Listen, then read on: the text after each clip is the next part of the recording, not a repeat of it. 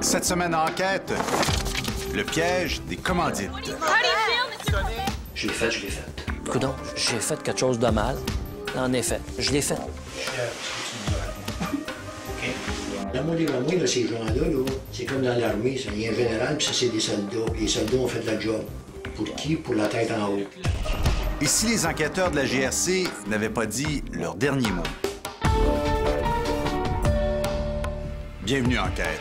Ça fait déjà 5 ans que la commission Gomery tenait des audiences spectaculaires sur le scandale des commandites. Jusqu'à maintenant, les policiers n'ont réussi à inculper qu'un seul personnage politique. Je paye très cher le geste que j'ai fait. Grâce à des enregistrements inédits, vous allez voir que pour arriver à ses fins, la GRC a dû faire appel à toutes ses techniques policières. Espionnage, trahison, micro-caché et intoxication psychologique, inspirée du scandale du Watergate. C'était de travailler mon psychologique pour me faire craquer. Mais craquer sur quoi? Enquête sur une incursion unique à l'intérieur d'une opération policière.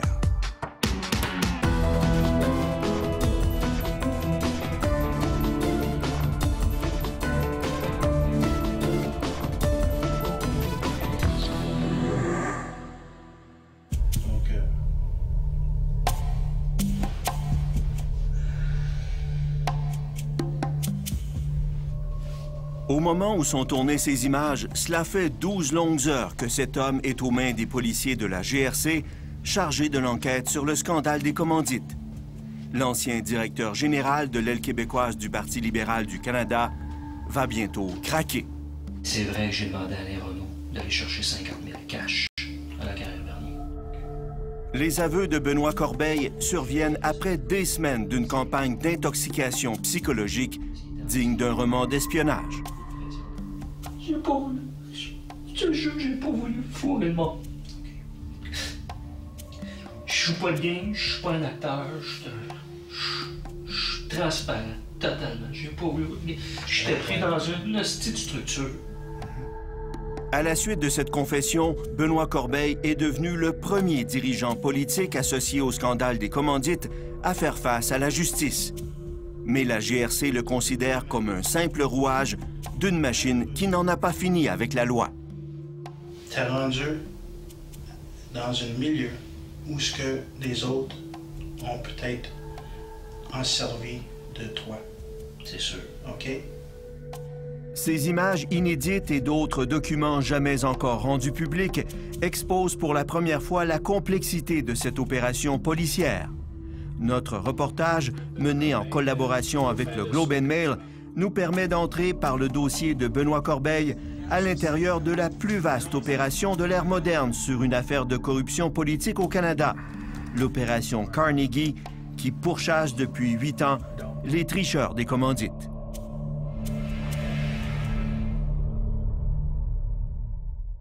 Le juge s'amène, lui aussi. Daniel Lheureux, à Ottawa, va nous en glisser un tout petit mot. Il y a 5 ans, les Canadiens ont suivi avec un mélange de fascination et de dégoût les travaux de la commission présidée par le juge John Gomery.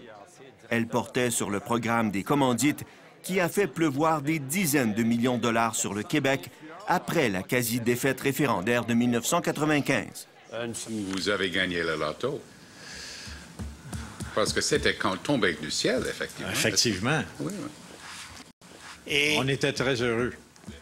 Jour après jour, l'enquête a exposé les dérives d'un programme d'abord mis en place pour augmenter la visibilité du gouvernement fédéral au Québec, mais qui a ensuite servi à alimenter les coffres du Parti libéral du Canada ou à remplir les poches de certains amis du régime. Sous le régime des conservateurs, c'était la grande misère, n'est-ce pas? Exactement, Maître Roy. Alors, vous êtes repris dans les années 95-96. Quand la bonne fortune nous sourit, on ne peut pas s'y refuser.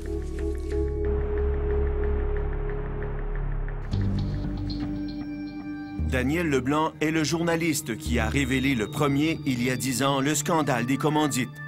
C'est un dossier qu'il suit toujours pour le quotidien de Globe and Mail de Toronto. Que le juge Gomery dise que Jean Brault a mal agi, c'était évident et ce n'est pas une punition en soi. De témoigner devant la commission, ça a un prix à payer. Il y a certaines personnes qui ont payé un prix, ça fait du mal à la réputation, à la vie de famille. Il y a une pression, mais c'est passager. Le vrai prix dans notre société, c'est aux criminels que ça se passe. L'enquête criminelle de la GRC était déjà en cours depuis 2002. Elle a d'abord conduit à des accusations de fraude contre 4 dirigeants d'agences de publicité. Tous ont plaidé coupables. Paul Coffin, le 1er juin 2005. Ensuite, le 2 mars 2006, c'était au tour de Jean Brault de Groupe Action. Suivi le 27 avril 2007 par Jean Lafleur, puis par Gilles-André Gosselin le 20 novembre 2009. Les 4 ont reçu une peine de prison, un score presque parfait pour l'opération Carnegie au premier échelon des commandites. Et ces plaidoyers de culpabilité-là démontrent la force des enquêtes, la preuve béton qu'ils ont réussi à monter. Donc, ils sont fiers de ces résultats-là. C'était indéniable qu'il y a eu de la fraude.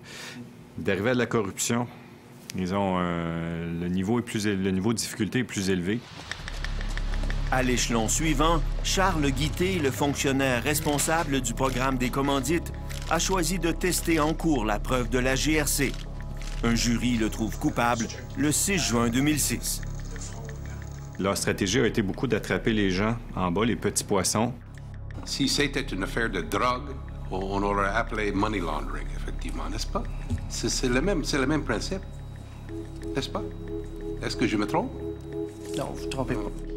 Plusieurs autres témoins entendus à la commission ont aussi admis des cas de fraude et de financement illégal sans pour autant être poursuivis ou criminels. Un des problèmes, c'est que la loi est ainsi faite qu'aucun des témoignages devant la commission d'enquête ne peut servir de preuve dans un tribunal. Malheureusement, il y a des admissions qui ont été faites là-dedans qui ont été du bonbon pour les enquêteurs éventuellement, mais on doit carrément passer à côté et tenter de monter le dossier d'une façon différente. Et c'est pas parce que la personne l'a admis devant le juge Gomery qu'elle l'admettrait en cours. C'est bien ça. Pierre Carrier a travaillé de nombreuses années à la section des délits commerciaux de la GRC sur des cas hautement médiatisés, comme le dossier Sinard. Selon lui, les crimes économiques sont maintenant pris très au sérieux par les policiers, car l'opinion publique l'exige. Les gens s'attendent qu'éventuellement, les gros poissons, comme vous les appelez, surtout ceux qui ont un lien politique, soient vraiment là, pris et qui payent une peine envers la société comme tout autre criminel. C'est certain qu'il y a une grande question dans tout ça qui est à voir. Pourquoi est-ce que ça prend des années se rendre à accuser ou ne pas accuser, à fermer le dossier Jacques Corriveau? Vous savez que vous avez été montré du doigt par le juge Gomery. Ça, c'est pas encore. Comme étant le père du système de ristourne dans les coffres du PLC. Vous avez aucune idée de ça? Car pour la GRC, le gros poisson, c'est Jacques Corriveau. Ce n'est pas un secret, le juge Gomery l'avait décrit comme l'acteur central d'un grand jeu de pots de vin et de financement illégal du Parti libéral. Il y a un policier qui me racontait une fois à Noël, les gens de sa famille disaient « Quand est-ce que vous allez l'attraper, Corriveau? Quand est-ce que ça s'en vient? Quand est-ce qu'il y aura des résultats? » Ironiquement, le premier personnage politique mis en accusation a été Benoît Corbeil, directeur général de l'aile québécoise du PLC de 1999 à 2001. Cela étonne parce qu'il est aussi le premier acteur politique à avoir dénoncé publiquement le climat de corruption qui régnait alors au Parti libéral. Les commandites ont été payantes pour le Parti libéral du Canada, comme les commandites vont être l'échec du Parti libéral du Canada. Dans son témoignage devant le juge Gomery, il avait reconnu que des dizaines de milliers de dollars comptants avaient servi à financer la campagne libérale lors des élections en 2000. Nous avons contourné la loi électorale, que voulez-vous?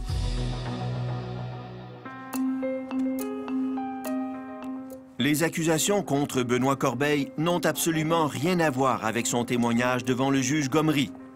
L'enquête pour l'épingler trouve son origine 6 mois après la fin des audiences de la commission, lorsque la GRC convoque à son quartier général de Montréal Richard Mimeau, le nouveau directeur général du PLC au Québec. Michel, peut-être plus sur quelqu'un qui a fait affaire avec Benoît, puis qui aurait demandé là, des services à Benoît. On peut être plus précis là-dessus? Ou... Lui, il a un ami qui a demandé des services à Benoît. Là. Richard Mimeau parle d'une rumeur, un échange, une demande, et il parle en termes très voilés. En remontant la piste de cette rumeur, la GRC se retrouve ici, à la carrière Bernier de Saint-Jean-sur-Richelieu. Depuis des années, le propriétaire veut acheter du gouvernement fédéral un terrain adjacent pour agrandir son entreprise. Benoît Corbeil lui aurait promis de faire avancer le dossier en échange d'une forte somme d'argent en liquide. Avant d'interroger le propriétaire, la GRC va sonder ses informateurs, dont Alain Renault, organisateur libéral de longue date que l'on avait entendu à la commission Gomery. Il est surtout ami de Benoît Corbeil. Coup de chance, non seulement il a entendu parler du pot de vin, il y a participé. Et Alain Renault dit « Oui, c'est vrai, j'ai vu l'argent, moi. C'est moi qui l'ai transporté. J'ai été le bagman. » Et donc, à partir de ce moment-là, tout est en place pour lancer une enquête parallèle sur Benoît Corbeil.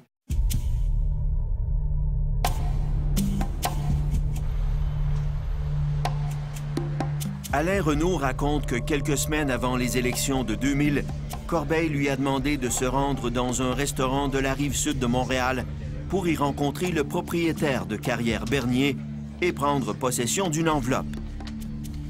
Il est ensuite allé dans sa voiture pour en vérifier le contenu. 50 billets de 1000 $ qu'il a rapportés à la permanence libérale. Selon Renault, l'homme d'affaires s'appelle Réal Ouimet, mais lorsque les policiers vont le rencontrer, il nie formellement avoir donné cet argent. C'est l'impasse. La corruption politique, à la base, c'est des échanges d'argent ou de faveurs. Et la preuve dans un cas comme ça, est-ce qu'il y a une vidéo? Est-ce qu'il y a... C'est très rare. Est-ce qu'il y a une entente papier écrite? Très rare. Est-ce qu'il y a des échanges de chèques? Non, on fait en cash. Et donc, la corruption, c'est peut-être un des aspects au niveau criminel qui est le plus dur à prouver. Mais là, on tient un témoin, Alain Renault, qui prouve sa crédibilité en subissant avec succès une épreuve visant à identifier Réal Ouimet, celui qui lui aurait remis les 50 000 $. Sauf que la parole d'un témoin n'est pas suffisante. La GRC décide alors que de simple informateur, Alain Renault doit devenir un agent civil de la force policière, une fonction beaucoup plus exigeante. On lui demande de s'impliquer à différents niveaux de l'organisation de façon à aller chercher les informations requises auprès des personnes ciblées qui vont éventuellement faire sortir les éléments les plus importants. Il devient un espion. Oui, on peut appeler ça comme ça. Comme dans les films d'espionnage, Alain Renault reçoit un nom de code, le C-4590, et il signe un contrat qui lui rapportera en tout près de 80 000 $. La GRC croit qu'il les vaut amplement. Alain Renault est un personnage unique dans le programme des commandites. Il était et du côté des agences et il était très actif au sein du Parti libéral. Alain a un carnet d'adresses, une mémoire phénoménale. Il connaît tout le monde. Il aime parler, il aime raconter. Et donc, il était un personnage très important pour la GRC qui les aidait à monter vers le haut. C'est le début de l'opération Corbet, qui porte spécifiquement sur Benoît Corbeil.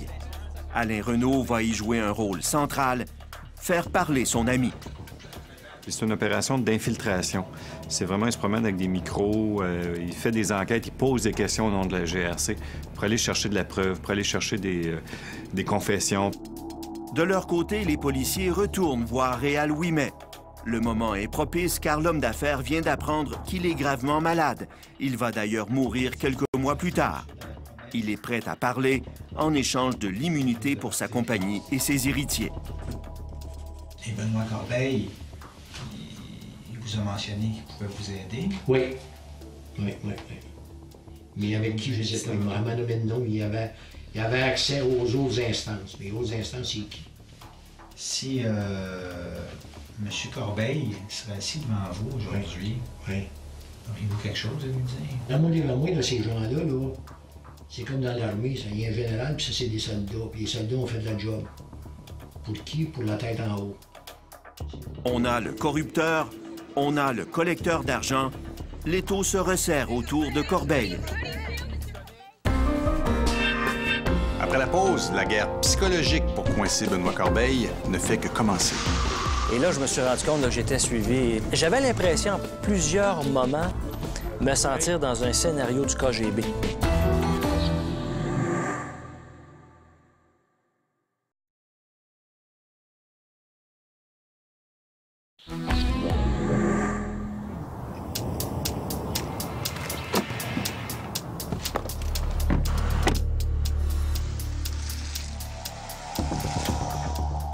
Au printemps et à l'été 2007, Benoît Corbeil se sent épié. Il y avait quelque chose qui tournait pas rond dans mon environnement. Des voitures suspectes le suivent dans ses déplacements, mais il ne se doute pas un instant qu'il puisse s'agir de la GRC. Et là, je me suis rendu compte que j'étais suivi. Et là, quand je suis arrivé au bureau, j'ai appelé un de mes meilleurs amis, qui était Alain Renaud, pour lui annoncer que j'étais suivi. Puis, des agents de la GRC interrogent ses voisins, son ex-conjointe, ses anciens collègues de travail. Tout sert à faire craquer, à mettre de la pression, à essayer d'aller chercher, à rendre un peu les gens plus vulnérables qu'ils ne le seraient en temps normal pour les faire parler. Au beau milieu d'un divorce, Corbeil se sent isolé et traqué. J'avais pas de conjointe, j'avais pas mes enfants, j'étais tout seul dans mon condo à Repentigny. La GRC le poursuit, même dans ses moments les plus intimes. C'était mon meilleur ami qui venait avec moi célébrer. La veille de son anniversaire, Alain Renaud se présente chez Benoît Corbeil avec un sac d'épicerie bien rempli. Les deux hommes préparent ensemble un souper de linguini au pétoncle et parmesan. Il y avait du bon vin. C'était chez moi ma résidence. À cette époque-là, penser qu'il était l'agent source de la Gendarmerie royale du Canada, c'était impossible. La planète tournait de l'autre sens pour moi, là. En fait, son meilleur ami, celui qu'il appelait son frère, porte un micro caché. Et c'est la GRC qui a dicté le menu de la conversation. Benoît Corbeil est en train de vivre un divorce. Parle-lui de ton propre divorce, de ta propre expérience et dis-lui que ça va lui coûter cher. Essaie de lui faire parler d'argent, lui faire parler de sources, de la provenance des fonds, de voir s'il y aurait peut-être de l'argent comptant de cacher en quelque part. Et donc, on l'utilise, un événement dans la vie personnelle de Benoît Corbeil pour faire avancer l'enquête. La GRC a aussi recommandé à Renaud d'utiliser le fait que quelques semaines avant leur repas, les policiers ont fait une perquisition très médiatisée à la résidence de Jacques Corriveau. Tu lui diras qu'on a peut-être trouvé des documents pour essayer de lui faire peur, pour secouer Benoît Corbeil, parce qu'en bout de ligne, l'intérêt principal de la GRC, c'est de monter plus haut. Au final, le souper ne rapporte pas grand-chose. Corbeil ne fait aucune déclaration compromettante. Mais il ne nie pas non plus. La GRC devra trouver un autre moyen de le faire parler.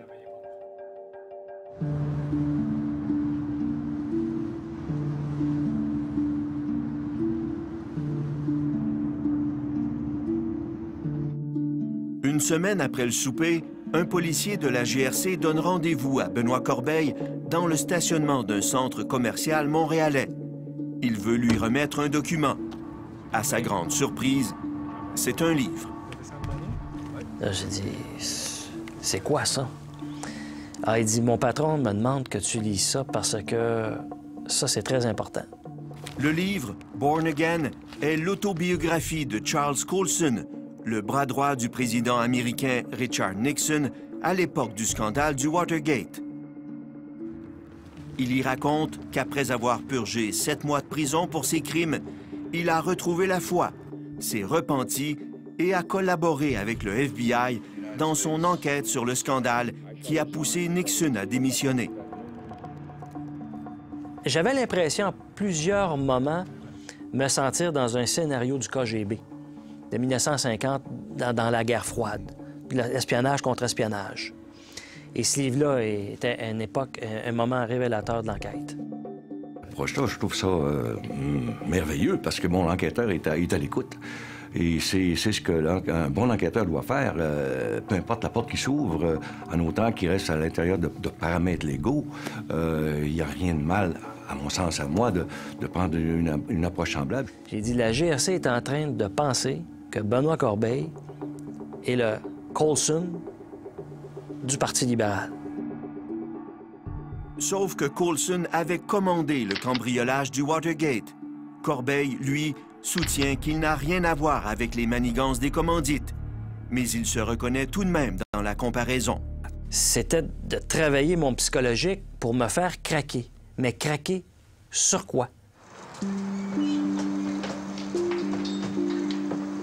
Corbeil aura sa réponse une semaine plus tard, quand les policiers viendront l'arrêter chez lui à 7 heures du matin. À ce jour-là, ça tombe où sa fille a eu une crise d'asthme. Il est nerveux, il est en prison, il n'est pas disponible pour jouer son rôle de père. Il aura de quoi réfléchir pendant les 6 premières heures où on l'enferme dans une minuscule cellule du quartier général de la GRC. Là, tu mijotes. Là, tu mijotes. Et t'as pas le choix de mijoter. On le transporte ensuite dans un autre édifice qui, sous des allures discrètes, cache le cœur de l'opération Carnegie. Et là, j'entre dans un long corridor.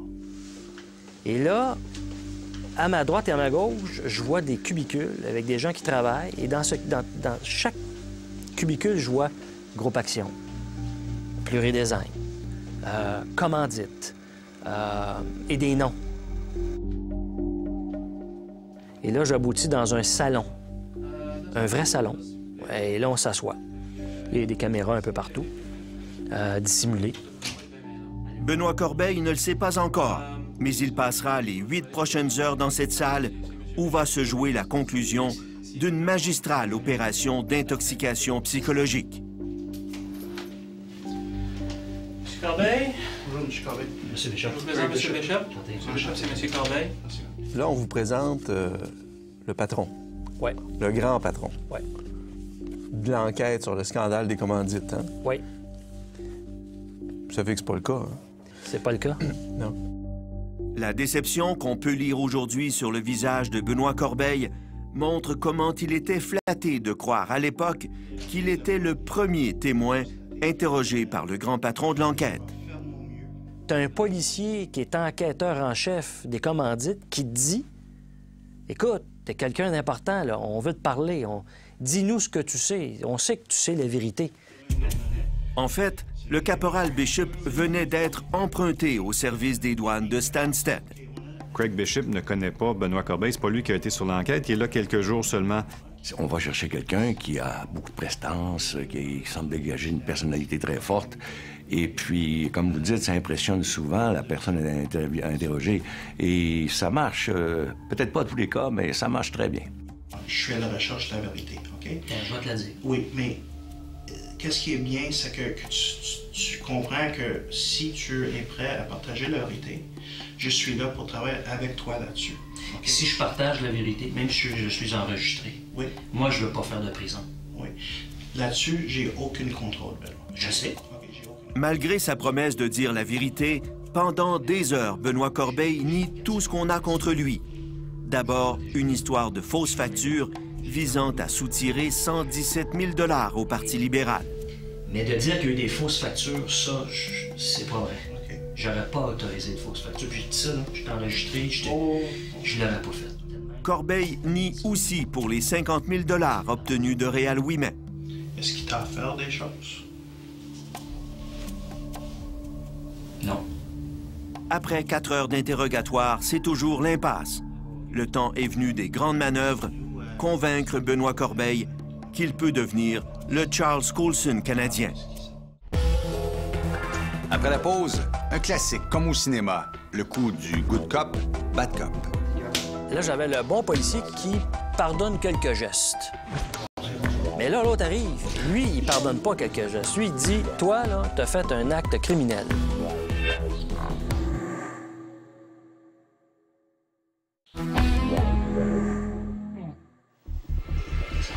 Cela fait presque 12 heures que Benoît Corbeil est aux mains des policiers et il n'a encore rien admis. L'histoire de Charles Coulson pourra-t-elle faire une différence?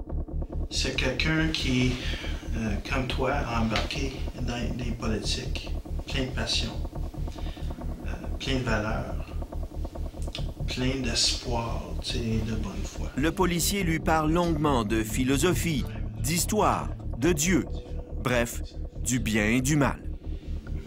même pour les gens qui ont fait des gestes vraiment mauvais, on veut toujours avoir quelqu'un qui va être courageux, qui va nous donner l'espoir que le monde est beaucoup mieux que ça. Qu'il est, exactement. Okay? Ouais. C'est le discours sur la rédemption, en effet. C'est la différence entre le bien et le mal. Un peu comme Coulson. Le livre de Coulson, dont la copie personnelle du policier est usée à la corde, un peu magané, devient surtout prétexte à flatter l'orgueil de Corbeil. Quelle sera sa place dans ce que l'histoire retiendra du scandale des commandites? Qu'est-ce que ses enfants penseront alors de lui? Pour me dire que peut-être que toi aussi, si tu prends le bon chemin, le chemin de la vérité, bien, tu seras peut-être un jour quelqu'un aussi que les gens vont apprécier. Un héros, même. Un héros. D'un côté, on renforce sa vulnérabilité. De l'autre côté, on joue sur son ego. On lui fait voir qu'il était peut-être un acteur, un soldat, mais que peut-être que les colonels, les généraux pourraient payer le prix. Corbeil est alors mûr pour le grand coup, un classique. Après le good cop, arrive en scène le bad cop. Non, je me suis dégourdé un petit peu. Je te présente Sergent Richard Huot, M. Benoît Corbeil. Là où ça m'a complètement déjoué, c'est l'avenue de M. Huot. Le sergent Richard Huot est l'enquêteur principal dans le dossier. Et il n'a pas de bonnes nouvelles pour Benoît Corbeil. C'est que la GRC ne croit pas à votre version des faits dans le cas de la remise d'argent aux gens que vous nous avez mentionnés. OK. Là, j'avais le bon policier qui, lui, comme un bon père de famille, qui pardonne quelques gestes. Hein? Mais là, l'autre arrive, et lui, il pardonne pas quelques gestes. Lui, il dit, toi, là, t'as fait un acte criminel. Pendant la prochaine demi-heure, l'enquêteur expose les témoignages recueillis contre Corbeil. Il sort régulièrement chercher des documents, le laissant aux mains du caporal Bishop. La plupart des gens qui ont sorti dans cette enquête-là, tu es un des seuls qui m'a donné l'espoir que si je prends le temps à parler avec toi, peut-être je pourrais t'encourager à faire la bonne chose. Je peux pas te forcer à faire quoi que ce soit. Je vais faire la bonne chose. Mais la bonne chose, c'est de dire la vérité, la vérité au complet, Benoît, OK? Et d'embarquer sur le chemin véridique. Quand tu es dans l'entrevue avec M. Bishop, ben, on a tellement parlé de vérité, puis de bon et de mal, que... Ben, moi, tu dis, coudonc, j'ai fait quelque chose de mal, en effet. Je l'ai fait. Je l'ai fait. Ça y est, Corbeil passe aux aveux. D'abord sur les 117 000 $ détournés du Parti libéral, rassuré que la GRC ne croit pas qu'il l'ait fait pour lui-même. Puis, il avoue pour l'argent comptant de Réal Ouimet. Mais c'est vrai que j'ai demandé à Alain Renault d'aller chercher 50 000 cash à la carrière Bernier. Le vrai enquêteur principal dans le dossier a gagné son pari, au terme de 2 ans de travail. Bon joueur, il vient saluer son adversaire. Je suis fier de ce que tu nous as raconté. OK? J'ai 2 enfants. Oui, je te pourrais. J'ai pas voulu. Je te jure, j'ai pas voulu fourrer le monde. Je joue pas de game, je suis pas un acteur, je suis transparent, totalement. J'ai pas voulu. J'étais pris dans une petite structure. 1 heure plus tard, Benoît Corbeil est relâché en attendant son procès, soulagé et convaincu d'avoir effectué un tournant dans sa vie. OK. Il n'y a rien caché. Hey, merci à toi. Bien fait. Je dois avoir dans ma vie. Bien, on va se voir. OK. Ce n'est que par la suite, lorsqu'on lui communiquera la preuve en prévision de son procès, que Benoît Corbeil apprendra le rôle joué par son ami Alain Renault dans l'enquête. Ça a été l'état de choc. L'état de choc total. La trahison, pour moi, ça a été... je savais pas c'était quoi. Là, je l'ai su. Les moyens mis en branle pour épingler Benoît Corbeil peuvent impressionner. Pourtant, les faits qu'on lui reproche n'ont rien à voir avec les commandites et représentent des montants insignifiants à côté des 250 millions de $ dépensés dans ce programme de visibilité fédérale. C'est la réputation de la GRC. C'est le plus grand scandale politique de l'histoire moderne. Quel est le rôle de la GRC pour ça? Est-ce qu'ils peuvent faire quelque chose pour punir les acteurs politiques qui ont mal agi? Ou est-ce qu'on fait juste punir ceux que les pions, les petits poissons? Il y a 2 ans déjà, Radio-Canada rapportait que la GRC avait remis au procureur de la Couronne son rapport d'enquête et recommandait le dépôt d'accusation contre Corriveau. Alors voilà qu'on apprend que Jean Brault est devenu informateur de police dans les enquêtes que mène la GRC sur Jacques Corriveau notamment. Aux yeux de la GRC, si on obtient Corriveau, si on se rend jusque-là, au moins on aura atteint le minimum. Si on ne se rend pas à Corriveau, je pense que même à l'intérieur de la GRC, ce sera vu comme un échec. L'importance de Jacques Corriveau tient d'une part à ses connexions politiques. Il avait joué un rôle majeur dans les 2 courses à la direction libérale de Jean Chrétien, dont il était réputé être un intime. D'autre part, il a engrangé près de 10 millions de dollars à même les commandites, en grande partie sans autre travail que d'avoir bénéficié de ses contacts à Ottawa. Le juge Gomery l'a présenté comme l'acteur central du scandale des commandites. On est d'accord pour dire que vous n'avez pas fourni les services dont il est question à cette facture, n'est-ce pas? Exactement. Oui, bien. Exact. Qu'il avait avec vous. Exact. Devant la commission, il avait dû admettre la fabrication de fausses factures et aussi d'avoir payé les salaires d'employés fictifs travaillant en fait pour le parti. J'ai considéré que c'était un geste noble à accomplir que de le faire pour le Parti libéral du Canada. Alors, vous m'avez demandé les personnes. Vous avez fait preuve de magnanimité. Là. Vous avez raison, Maître Roy. Bon. Dans les documents de la GRC, qui sont du domaine public, qui ont été présentés en cours, on parle d'une conspiration qui impliquait Jean Brault, Luc Lemay et Jacques Corriveau.